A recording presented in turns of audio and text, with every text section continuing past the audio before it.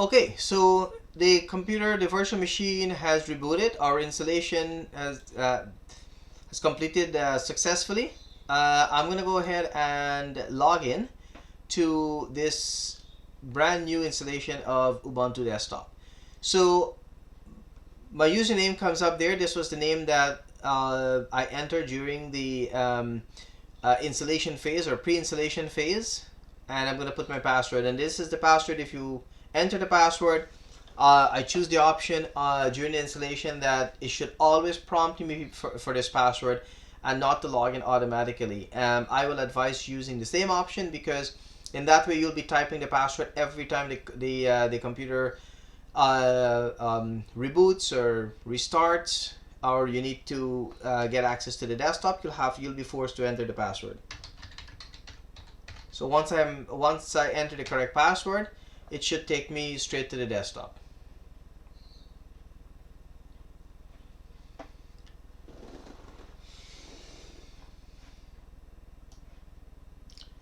Okay, so this is a desktop.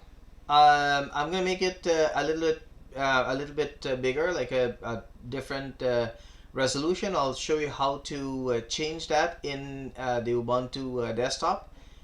I'm gonna skip the online accounts for now.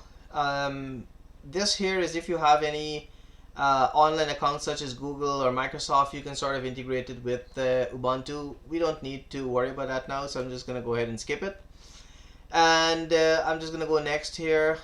It's asking if you want to send any type of system information to Ubuntu servers. You can choose to leave it as a default. I'm just gonna say no, that you don't want to send any system info.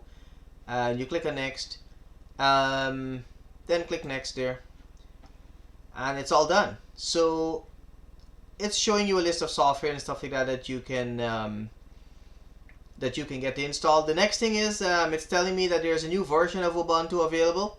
The only reason I can actually see this is because this computer has access to the internet. So automatically what it did a check to see is there a new version available. I can choose yes to do the upgrade, or don't upgrade as yet. Really up to you if you want to do that or not. Here I have another pop-up asking me, it's showing me that I have a whole bunch of updates that are available that I can install now. If I had chosen to install the updates at the time, to download the updates at the time of installation, it would have downloaded most of the updates. But I deliberately unchecked that option so that I can actually show you how the operating system will behave. Just like you will have updates in Windows, it's the same thing here in Ubuntu or any other distribution. It will automatically check for the updates and let you choose when you want to install it or what you want to install. I'm gonna go ahead and install the updates. Shouldn't take very long. I know it's the update is a bit, it's over 500 meg, but it should take about 5 minutes or so, probably less. So the updates finally come to an end. I'll go ahead and restart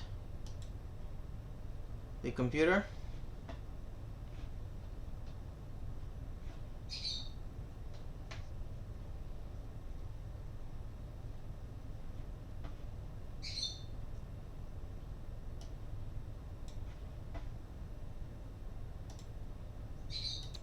So this is a desktop here. This is the first thing that we see, a plain desktop. I'm just going to go through a couple of things that just to get you a little bit familiar with what the desktop looks like. And when we talk about graphical user interface that came bundled with this distribution, this is basically what I'm talking about, right? The way the graphical user interface that you're presented with in order to basically manipulate things in the operating system, like you're looking at your files and folders. For example, if you double click in your home folder, you have a listing of folders here, and all of these folders are actually located their documents or folders and files pertaining to your profile, to the user account that is currently logged in.